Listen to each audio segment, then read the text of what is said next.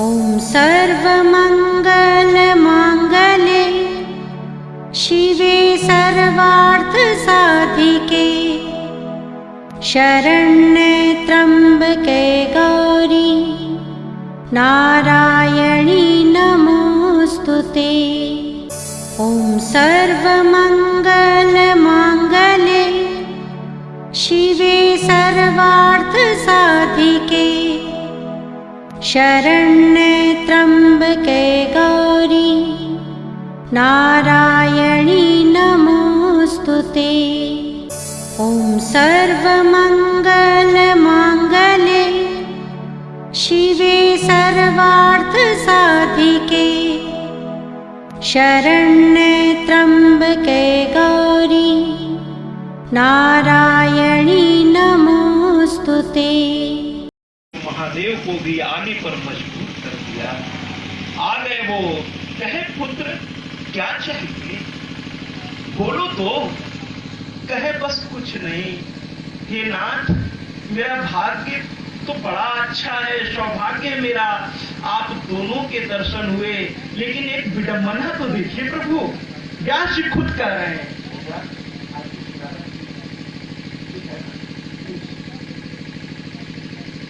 तो कहने का मतलब ये है कि उन्होंने कहा मेरा भाग्य तो देखिए कि आप स्वयं साक्षात मां के साथ पधारे हैं, और एक दुर्भाग्य देखिए, एक विडंबना देखिए कि आप जैसे दर्शन के बाद मैं मांग क्या रहा हूं, मैं मांग रहा हूं भौतिक चीजें जो नश्वर हैं। अरे आपको पाने के बाद तो कुछ और पाने की जरूरत है क्या, कुछ और पाने की जरूरत है क्या? अरे ब्रह्मांड के माता पिता का दर्शन हो गया, अब किसी और चीज की जरूरत पड़नी चाहिए क्या? लेकिन व्यास जी अपने आप को रोक नहीं पाए, क्योंकि एक घटना घटित होने वाली है, एक बहुत अलग घटना। अब वो घटना उन्हें प्रेरित कर रही है, इसलिए व्यास जी कह उठे कि मुझे एक पुत्र की अभिलाषा उत्पन्न हो गई है। भोले बाबा मुस्कुरा पड़े, कहे तुम जैसे वियोगी के मन में ये कैसे भाव आ गए? चलो ठीक, अगर ऐसा ही है तो तुम्हारा पुत्र, लेकिन तुम्हें किसी स्त्री के साथ विवाह इत्यादि करने की आवश्यकता नहीं पड़ेगी। तुम्हारा ये पुत्र इतना तेजस्वी है। कल मैंने एक निवेदन किया था, अगर आप सबको याद हो, कि आजकल पुत्र नहीं पैदा होते। आप कहेंगे नहीं साहब मेरे दो पुत्र हैं, उनके 4 हैं, उनके 6 हैं। भैया आजकल पुत्र नहीं पैदा हो रहे हैं। हो सकता आपके घर पुत्र हो, बहुत अच्छी बात है, बधाई हो, लेकिन आजकल अधिकतर घरों में लड़का पैदा हो रहा है, पुत्र नहीं पैदा हो, लड़का पैदा हो रहा है। और भैया जिसका नाम ही है लड़का, वो लड़के सब कुछ आपसे ले लेगा, क्योंकि उसका नाम ही है लड़का, लड़के ले लेगा, है ना? तो भैया पुत्र।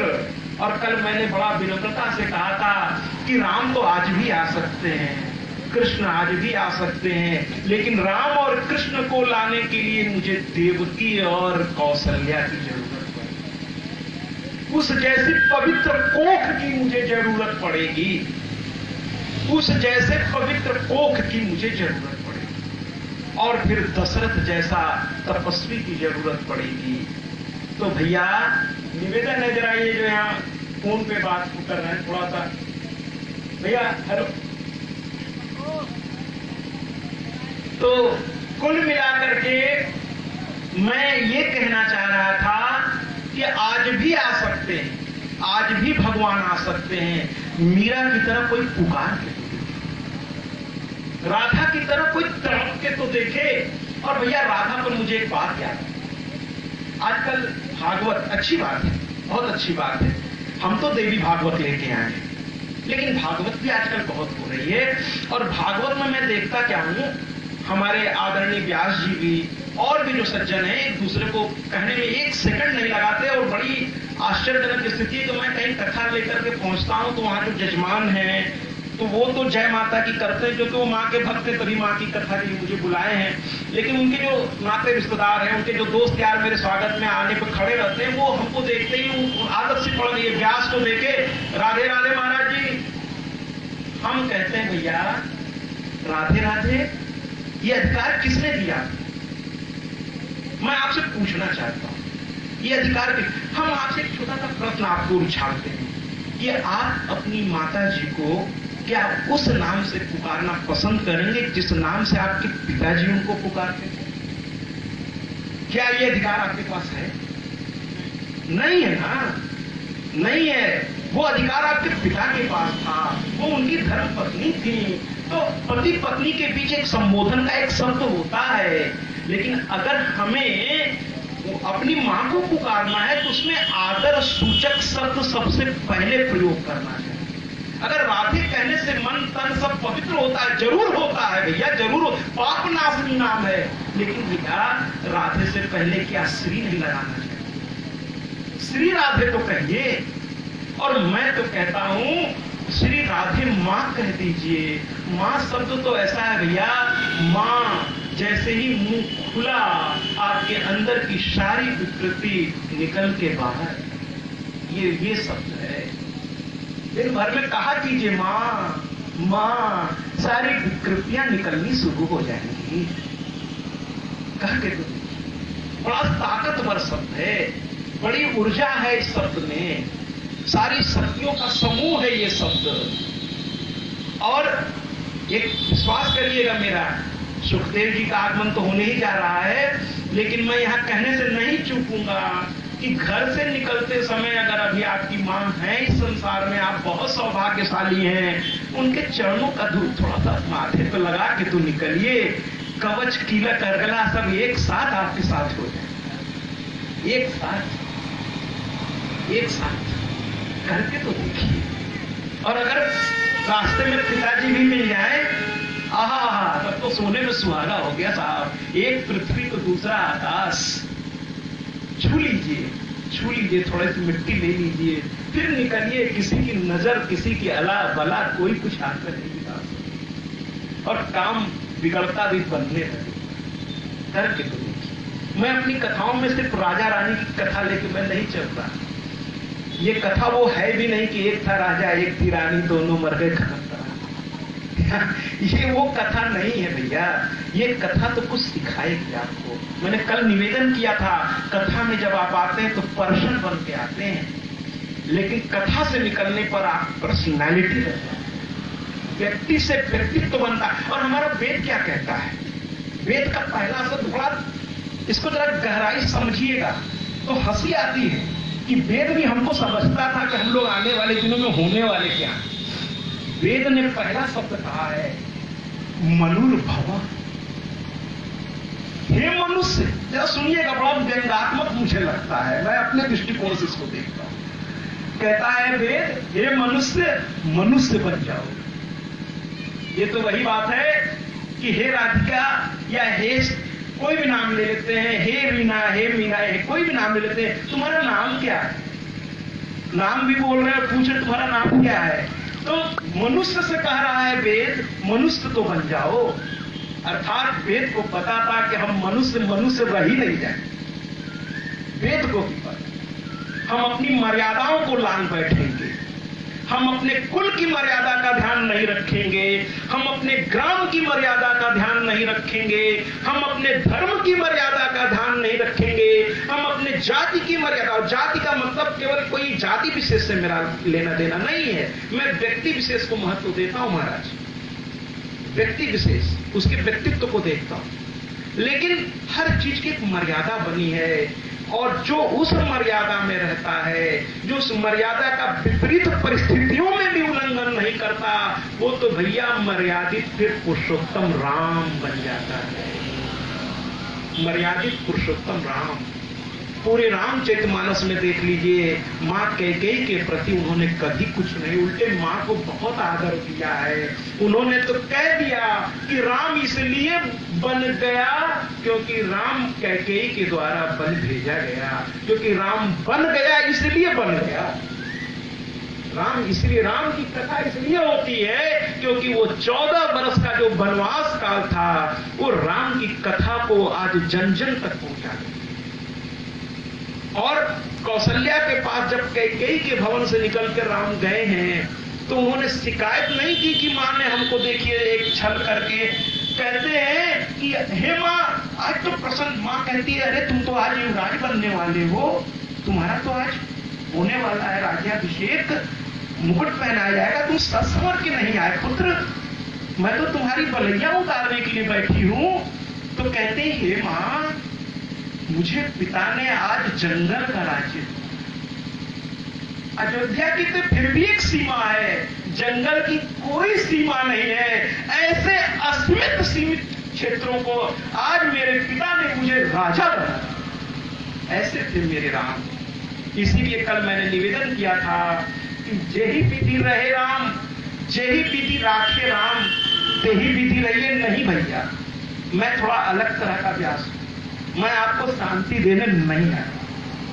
शांति तो आजकल ऐसे भी बहुत ज्यादा हो गई, जिसको देखिए हर आदमी शांत रहने के प्रयास में गलत चीजों का विरोध करना लगभग बंद कर चुका है। कहता है कौन इनके मुंह लगे, और इसका नतीजा क्या होता है, गलत व्यक्ति का मन बढ़ता चला जाता है। हमको आपको आगे आना होगा, समाज की कुरीतियों को अगर रोकना है और अपनी आने वाली पीढ़ियों को एक सुरक्षित और एक संतुलित भविष्य देना है, तो हमें आगे बढ़ना होगा। अगर भगत सिंह ने भी यही सोच लिया होता, अंग्रेजों को भगवान देखेंगे, चंद्रशेखर आजाद भी यही सोच सकते थे, घर बैठे रह जाते, तो क्या आज इस आजादी को हम लोग देख पाते? न जाने कितने मर गए, कितनों के हम नाम नहीं जानते साहब। अपने घर की सुख सुविधाएं छोड़ दी, लेकिन बिना क्रांति के शांति नहीं होती। मैं शक्ति उपासक हूं, इसलिए मैं आपके हृदय में बेचैनी देने आया हूं। मैं ये कहना चाहता हूं कि चिंता मत करिए, लेकिन चिंतन तो करिए। कि चिंतन भी छोड़ देंगे आप? चिंतन छोड़ देंगे क्या? चिंतन मत छोड़िए, चिंता छोड़िए। चिंता चिता समान है, लेकिन चिंतन किसने कहा कि चिता समान है? चिंतन तो आपको एक दिशा प्रदान करती है। मैंने बार बार कहा है, अपनी हर कथाओं में कहा है, नजर मत बदलिए, नजरिया बदलिए। नजर मत बदलिए, नजरिया बदलिए। अरे भैया, दिशा बदलिए, दशा अपने आप बदल जाए, दशा अपने आप। तो आइए, हमारे शंकर भगवान ने आशीर्वाद दिया कि तुम्हारे जैसे पिता को तो अयोनिज पुत्र प्राप्त, जो तत्वदर्शी होगा, जो ज्ञान के मार्ग को न केवल स्वयं जानेगा, पूरे समाज को दिखाएगा। और भैया आपको बताएं, अभी मैंने कथा शुरू करने से पहले कहा, इस वातावरण में न जाने कितने देवी देवता अलग अलग रूप में विराजमान है। आपको एक बात बताएं, हम और आप कितने भाग्यशाली हैं कि कथाएं सिर्फ पृथ्वी पर ही उपलब्ध हैं। कभी भी आपने कहीं पढ़ा है कि स्वर्ग में कथा हुई? अगर स्वर्ग में कथा होती तो सुखदेव जी स्वर्ग जाके कथा सुनाए। देवताओं को भी कथाएं उपलब्ध नहीं होती, तो ये हम सौभाग्यशाली हैं, इस कथा का आनंद लिया। जब भी ये कथा हो, इस कथा का आनंद लीजिए, क्योंकि देवता इस कथा को सुनने स्वर्ग से यहाँ चले आए और हम अपने घर से इस पंडाल तक नहीं आ पा रहे हैं। ये विडंबना है। तो कथा सुनिए। और कथा से क्या होगा? कुछ लोग कहते हैं महाराज कथा से क्या होगा? हमने कहा ठीक है, अगर कथा से कुछ नहीं होगा, हमने कहा चलिए थोड़ा इस बात को एक किनारे करते हैं। हम जिस सज्जन से बात हो रही थी, मैंने कहा मैं आपके पिताजी हैं क्या? नहीं, अब इस संसार में नहीं है। हमने कहा उनकी कोई तस्वीर आपने घर में लगा रखी है? कहा हाँ लगा रखी है। उनके उस तस्वीर से क्या होगा? पिताजी तो गए ना, तस्वीर भी हटा दीजिए। गए पिताजी। तो कहा अरे महाराज आप कैसी बात कर रहे हैं? हमारे पिता हैं, हमारी स्मृति है, वो स्मृति शेष है, उनको देख के ऊर्जा मिलती है, एक प्रेरणा मिलती है कि मेरे बाप दादा परदादा ऐसे थे, मुझे भी ऐसे रहना चाहिए। हमके आपका प्रश्न का जवाब तो आप स्वयं दे रहे हैं। ये कथाएं भी तो आपकी जो स्मृति है उसे याद दिला रही है कि आप कौन हैं। ये कथा ये बता रही है, आपको आपसे मिलवा रही है। भगवान से तो आप बाद में मिलेंगे, क्योंकि वेद कहता है मनुर्भव, पहले मनुष्य तो बन, पहले मनुष्य बन गए। तो आइए, सुखदेव जी के लिए तपस्या पूरी हुई। सुखदेव जी के लिए व्यास जी ने सोचा मैं क्या करूं। उन्होंने अरणी मंथन करके सोचा थोड़ा यज्ञ, बहुत दिनों से उसकी यज्ञशाला की अग्नि को प्रज्वलित किया जाए। अरणि मंथन, क्योंकि वो तपस्या में बैठे थे काफी दिनों तक, इसलिए यज्ञशाला की अग्नि थोड़ी सी वो हो गई थी, इसलिए अरणि मंथन उन्होंने करना शुरू किया महाराज। और अचानक एक सुकी के रूप में एक अप्सरा उधर से गुजरी और देव प्रेरणा से व्यास जी के मन में कुछ भाव जगा और उनका तेज अरणि पर गिरा और वहां से सुखदेव महाराज प्रकट हुए। बोलिए सुखदेव महाराज की जय हो। और उनके प्रकट होते ही आकाश में दुंदुभियां बजने लगी, ऊपर से मृग छाला गिर पड़ा, कमंडल आ गया और उनका दंड भी आ गया। और आते ही सुखदेव जी महाराज ने अपने पिता को प्रणाम किया। अयोनिज थे। देखिए, कुछ चीजें तर्क से थोड़ा ऊपर होती हैं, कुछ चीजों में तर्क वितर्क नहीं चलता, कुछ चीजें श्रद्धा का विषय होती हैं। तो अब इनके बड़े होने का इंतजार मत कीजिए, क्योंकि ये अयोनिज थे। आते ही उन्होंने बस तुरंत अपना कमंडल उठाया, क्योंकि आकाश से आया था उनके लिए सब कुछ। मृगछाला बगल में लिया, अपना दंड हाथ में पकड़ा। ये साधु सन्यासी की पहचान होती है। पिता को प्रणाम किया और कहा, मैं ज्ञान लेने गुरु के पास जाना चाहता हूँ, मेरे गुरु का नाम मुझे बताइए। व्यास जी ने कहा, जो देवताओं के गुरु हैं बृहस्पति जी, आप उनके पास जाइए। और वो चले गए। अब तुम विवाह करो, पुत्रोत्पत्ति करो और पितृ ऋण से हमेशा के लिए मुझे और अपने आप को पूर्ण कर लो। सुखदेव जी ने तुरंत पैर पकड़ लिया व्यास जी का। कहने लगे, कैसी बात कर रहे हैं? अब जरा दोनों दर्शन देखिएगा, दोनों फिलॉसफी अपनी अपनी जगह पर। कहते मैं अयोनिज हूं, मुझसे घर गृहस्थी की बात आप कैसे कर सकते हैं? और पैर पकड़ के देखिए, अगर आप पिता की किसी बातों से असहमत भी है ना, तो उसकी भी एक तरीका होता है। आजकल के बच्चे इस तरीके को भूल रहे हैं। वो अपने से बड़ों के आंखों में आंखें डाल करके एक सेकंड उनको नहीं लगता कहने में, आप कुछ नहीं जानते। अरे भैया, जिसने आपको जन्म दिया आप उससे कह रहे हैं कि आप कुछ नहीं जानते। अरे जो तुम जानते हो ना, वो उनकी वजह से है। जरा उनके नाम को हटा के तो देखो, तुम बहुत बड़े शून्य नजर आते हो। पहचान ही तुम्हारे पिता से तुम्हारी शुरू होती है। सरकार भी कहती है हर जगह, कहीं भी नाम आपका लिखिए, पिता का नाम पूछती है ना। तो कहते हैं कि आप जैसे, देखिए कितनी विनम्रता से उस बात को मना कर रहे हैं, लेकिन विनम्रता उनकी देखिए। सुखदेव जी पैर पकड़ लेते हैं, व्यास जी से नजर नहीं मिला रहे हैं, पैर पकड़ लेते हैं, अपने सर को उनके पैरों पर रगड़ते हुए कहते हैं कि आप जैसा ज्ञानी, तत्व ज्ञानी, जो दूसरों को ज्ञान का मार्ग सिखाता है, आप जैसे पिता को पाकर अगर मैंने तत्व ज्ञान का दर्शन नहीं प्राप्त किया, तो मुझ जैसा अभागा इस संसार में नहीं। हम में से जो बैठे हैं, आप सबके घर के लोग बड़े आदरणीय होंगे अपने अपने स्थान पर, और जरूर हर के पास कुछ न कुछ गुण होता है। पुत्र को चाहिए कि अपने पिता, अपने दादा, अपने जो हैं नाना, अगर उनके पास कुछ ऐसी विशेष चीजें तो उसको जाकर के मांगिए। कुछ चीजें मांगी जाती, कथा भी मांग के लेनी चाहिए। कथा स्वयं से नहीं मिलती, आपको जाकर निवेदन करना पड़ता है। देखिए, यहाँ सौनक ऋषि बैठ करके, जो उम्र में कितने बड़े थे, लेकिन कहते हैं सूत से सूत महाभागा। हे सूत जी, आप बड़े भाग्य से मेरे आए हैं। सौनक जी, और उनको ऊंचा स्थान देते हैं, पाद अर्घ से उनका पूजन करते हैं और स्वयं नीचे बैठ जाते हैं। भैया, ये शाश्वत प्रकृति का नियम है। लेने वाला हमेशा थोड़ा नीचे रहता है और देने वाले का हाथ थोड़ा ऊपर रहता है। ये शाश्वत नियम है, एक शाश्वत नियम है। तो भैया, यहाँ पर सुखदेव जी रो रहे हैं और कहते हैं कि मुझे आप इन चीजों में मत घसीटिए, मैं मर जाऊंगा, है ना। ये पूरा संसार ही दुख से भरा है। तो व्यास जी ने आम आदमी को समझाने के लिए प्रश्न पूछ लिया, वरना व्यास जी समझ रहे थे कि उनका पुत्र क्या कहना चाहता है, लेकिन आम आदमी को समझाने के लिए उन्होंने एक प्रश्न उछाला कि बताओ क्या दुख है।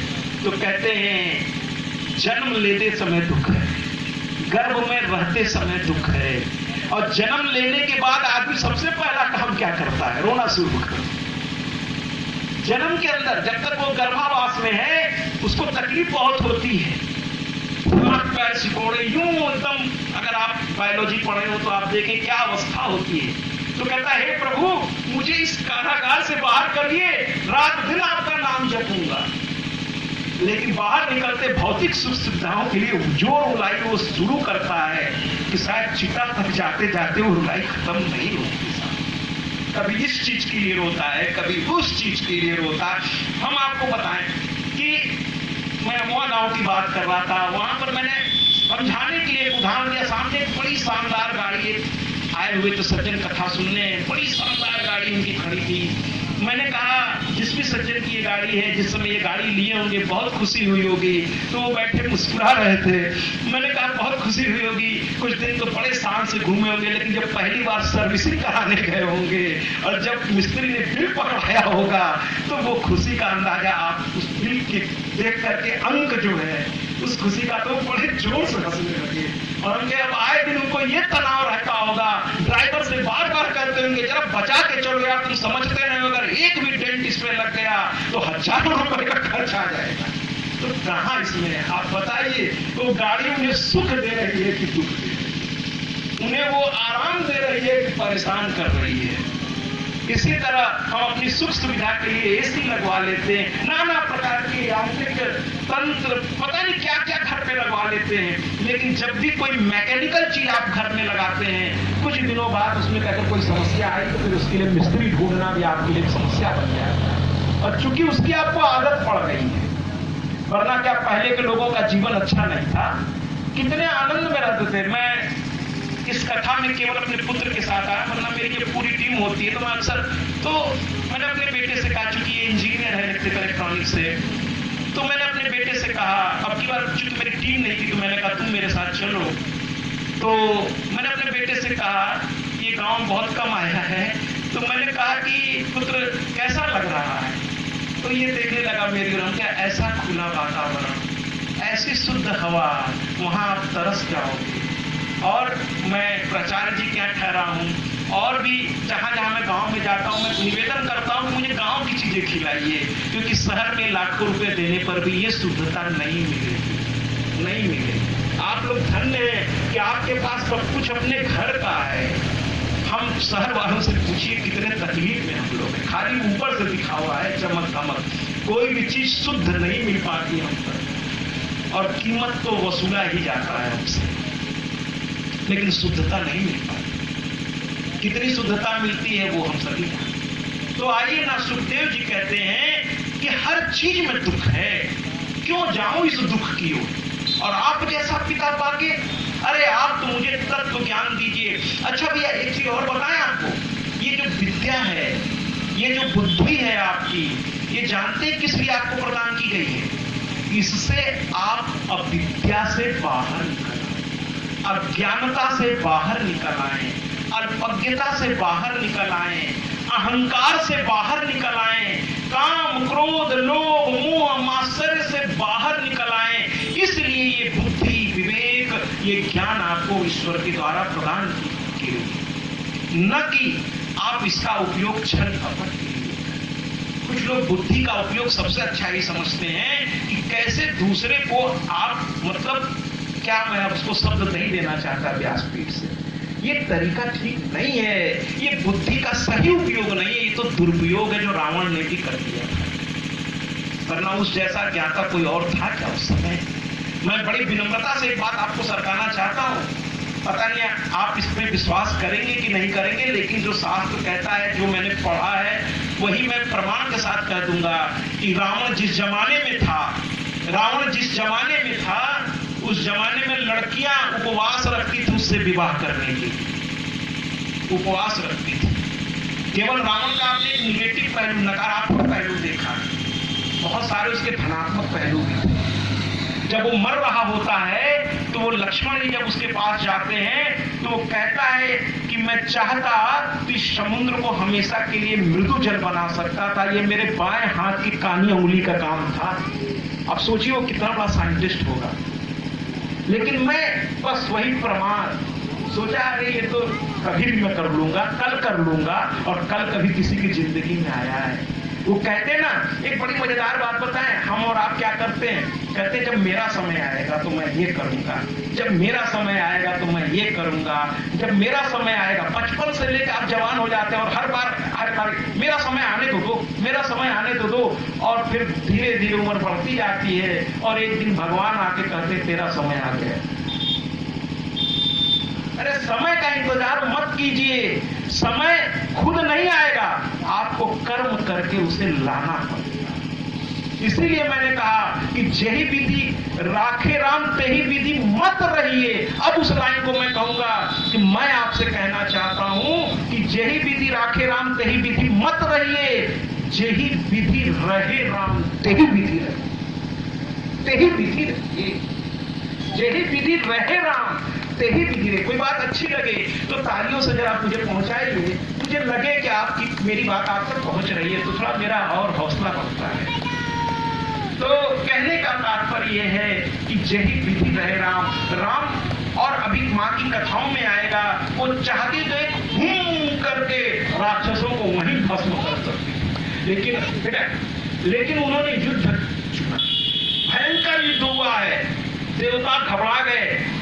कल यहाँ पर महिषासुर मर्दनी का प्राकट्य उत्सव हम लोग मनाएंगे, अधिक से अधिक संख्या में आइए। कल महिषासुर के अनेक की वजह से माँ का प्राकट्य यहाँ होगा। तीसरा दिन है और कथा में तीसरे दिन हम लोग माँ का प्राकट्य उत्सव मनाते हैं। और मैं कहूँगा कि अपने गांव के लोगों से कहिए कि एक माँ की कथा, भागवत आपको कई बार मिलेगी, लेकिन देवी भागवत को शायद पहली बार आप सबको मिली होगी। तो क्यों ना इस कथा का आनंद लीजिए, सारी कथाएं आपके लिए नई हैं, बड़ा आनंद आएगा। कल अपने मित्रों से भी कहिए कि 8 तारीख के बाद महाराज जितना हो सके समय, फिर मैं अगले पड़ाव की ओर चल पड़ूंगा। तो कहने का तात्पर्य यह है कि हमारे सुखदेव जी महाराज जो है वो अपने माता पिता से लेकर अपनी धर्म पत्नी, अपने संतान और उस पर आश्रित जितने हैं उसका वो पालन करता होता है। गृहस्थी आसान बात नहीं है, कितनों एक दो कंधे पर एक पुरुष बेचारा एक बहुत बड़ी गृहस्थी को लेकर चलता है। इतना ही नहीं, ये जितने बड़े बड़े आयोजन होते हैं ये भी गृहस्थ करवाता है, सन्यासी नहीं कराता, गृहस्थ कराता है। तो सच पूछिए तो हम जितने भी संत हैं, जितने भी यज्ञ होते हैं, अनुष्ठान होते हैं, ये धर्म व्रत कथा पूजा पाठ, ये सारी व्यवस्थाएं एक गृहस्थ के द्वारा की जाती हैं। तो हम आपसे पूछते हैं, व्यास और सुखदेव जी की बातें अपनी जगह पर हैं, लेकिन मैं आपकी ओर ये प्रश्न उछालता हूं कि फिर सन्यासी और गृहस्थ में फिर पड़ा कौन है? क्योंकि सन्यासी भी अंत में अनुष्ठान के लिए, यज्ञ के लिए भी गृहस्थ के घर के पास जाके खड़ा हो जाता है। तो फिर कौन बड़ा हुआ, कौन आदरणीय हुआ? मैं तो यहां तक कहने को मुझे कोई इसमें संकोच नहीं है कि कहना आसान है, सुनना बहुत कठिन है। कुछ लोगों में सुनने का धैर्य ही नहीं होता। और दूसरी बात, वो चीज किस दिशा में जा रही है वो समझने का सामर्थ्य भी सब में। और अगर आप सुन रहे हैं और इतना मन लगा के सुन रहे हैं तो मैं तो कहता हूं आप मुझसे ज्यादा श्रेष्ठ हैं।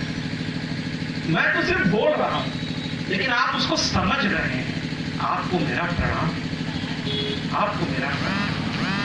तो गृहस्थ जो है वो सन्यासी से भी मेरे शब्दों में तो बड़ा ऊंचा स्थान, क्योंकि उसे नाना तकलीफों से जूझना पड़ता है। तो दरवाजे पर अतिथि आ जाए, आदत आ जाए, मैं प्रचार जी से रात दिन करता हूँ, मेरी वजह से आपको तकलीफ तो करे, अरे ये मेरा सौभाग्य है, ये मेरा सौभाग्य है, ये मेरा सौभाग्य। पूरा परिवार ये कहता रहता है। आज तो मैया भी घर से निकलते समय, बाबू वहां जा रहे महाराज जी, आप कुछ खा के नहीं जाएंगे? हम क्या मैया देखिए, कथा जो है ना, जब तक मैं निराचर होकर के वहां तक नहीं पहुंचूंगा और जब तक माँ से जरा मैं खुद नहीं बंधूंगा तो मैं बाकियों को उन तक कैसे बांधने की प्रयास। और माँ का बंधन ऐसा है कि एक बार माँ के बंधन में बंध जाएगी, सारे बंधन अपने आप खुल जाएंगे, फिर किसी और बंधन की आवश्यकता नहीं है।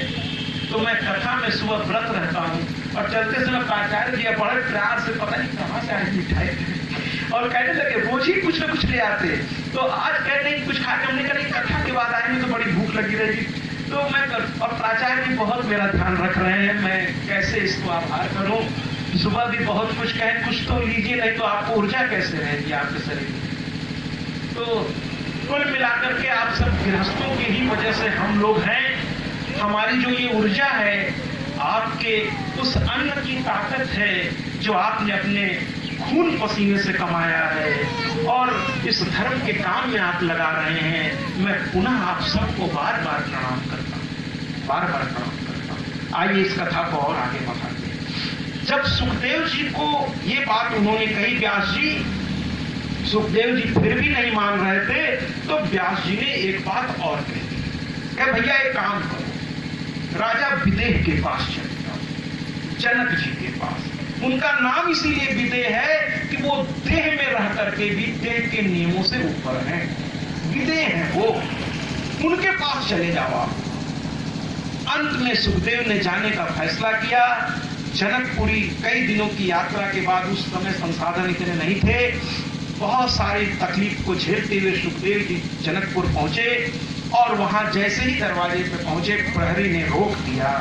बड़े लोगों के यहाँ दरबार तो होते ही साहब, आप सीधे उनसे जाके नहीं मिल सकते, पहले दरबार से मिलिए, फिर उनके सेक्रेटरी से मिलिए, तब जाके कहीं उनसे मुलाकात, वो भी उनकी कृपा पर होता है।